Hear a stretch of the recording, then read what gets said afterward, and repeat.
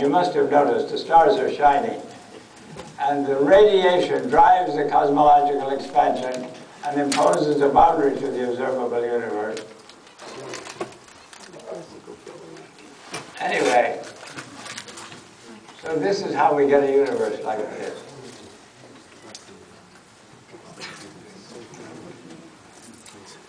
That question came across, how did your time as a monk change your way you approach life and the sky? I don't know that it did either one. I don't know that it did either one. I'm primarily a physicist, secondarily a physicist, and tertiarily a physicist. I have to stick to the observational evidence. And the observational evidence is that the universe is made out of hydrogen, falling together by gravity to galaxies and stars, you see. And the radiation drives the expansion. And the expansion drives some other things, too. The expansion drives the border, and it also drives the recycling of the matter from the border. Because out at the border, as seen by us, the energy of the radiation goes approaching zero. That means the energy of the particles approaches zero. If the energy of the particles approaches zero, their momentum approaches zero.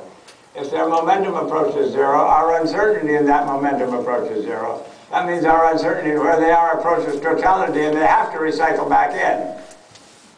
So you see, I have a recycling model like this.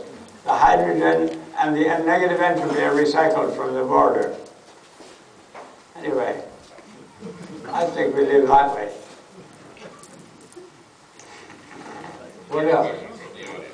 Go ahead. You spoke earlier of the woman that marveled or questioned about what was shining on the moon. Are there other specific instances or moments that stand out in your mind from the times that you've been out with people and the public? Well, I hear a lot of funny things. One time in San Francisco, I showed a lady through the telescope. I showed her Riga. She said, "How would you like to have that set by Tiffany?"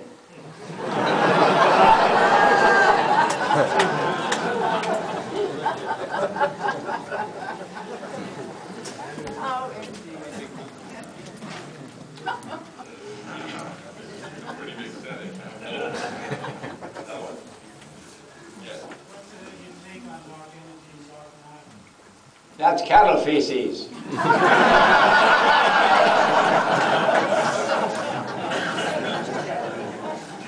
The old Big Bang model didn't work very well, so they had the inflationary model. So that says there should be more stuff out there than we knew was out there. So that's the dark matter. So then the dark matter says there are all kinds of other problems because of all that dark matter. So then they decided that the dark matter knows only about gravity and not about anything else. Well, if it knows only about gravity, it can't fall together without getting rid of its gravitational energy, so it's totally useless. Anyway, so then the dark energy problem said that the universe should be collapsing rather than expanding, you see. So they had to invent dark energy to keep it going. Look, I'm stuck to the observational evidence, and this is cattle feces.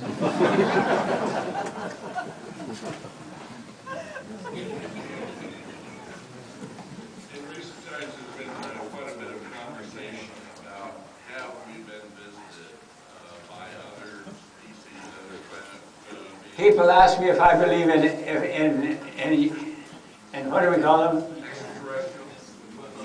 What's the other word? Aliens. I'm an alien. 我说北京的话，你懂不懂?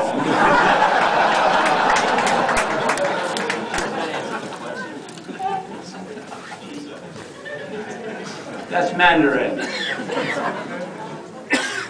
That's the language spoken by the quarter of the people on this planet.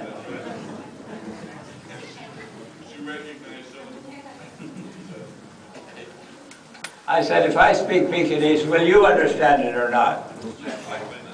我说北京的话，你懂不懂? And in Death Valley, this time when we were in Death Valley, almost all of the Chinese, I think all of the Chinese could understand Pekingese. So I say, 你懂不懂? 懂. That's the word understand. or understood. Chinese spoken language is a nice, simple language. There's only one word for yes and is. Are you going to the school? Is. It's like our word affirmative. But all past tenses are made the same way. All plurals are made the same way. Even from I to we is the same as any other plural. Wo is I, woman is we. Just put a mun on the end and it becomes plural. Anyway, but the Chinese should have had an alphabet. They could have covered the planet if they'd had an alphabet. That's too stupid.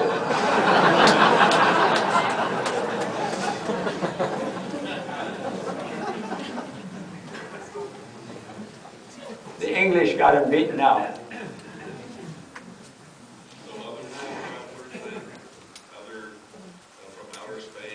Well, how do I know? I live in I pay rent in San Francisco. How would I know?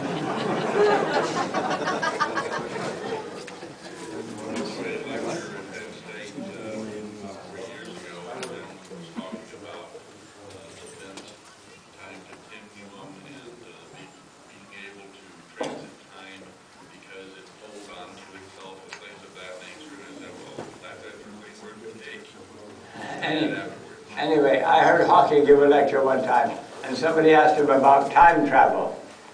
And he pushed his button, I'm not ready to talk yet. And when he was ready to talk, he said, I'm waiting to hear from the future.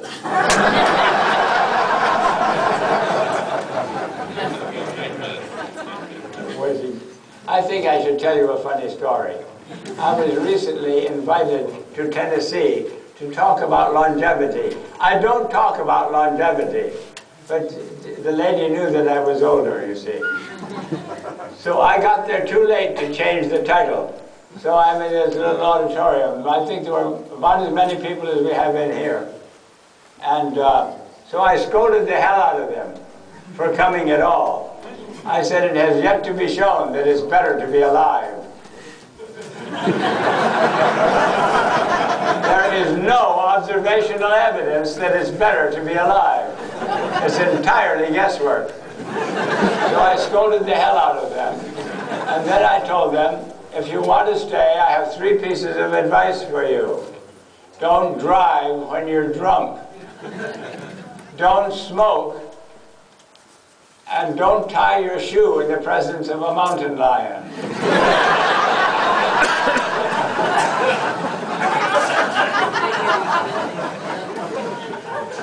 So I had to tell him a story on that last one.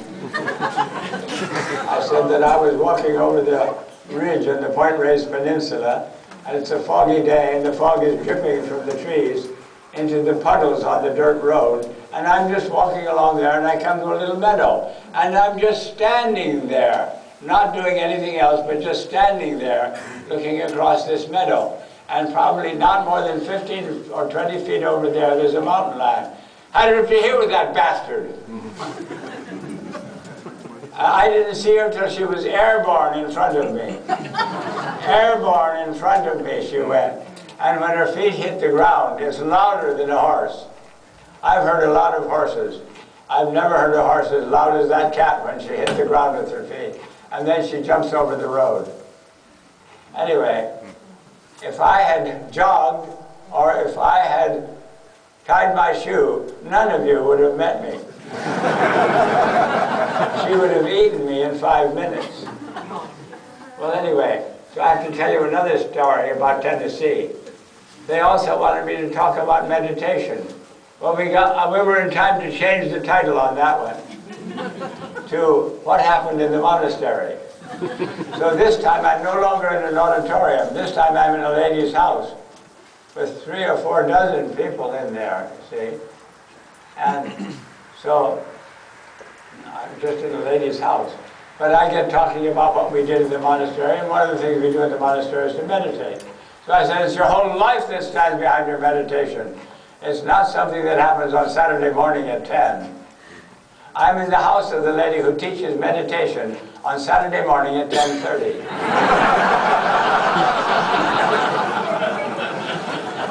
I didn't know that till I was leaving. They told me when I was leaving.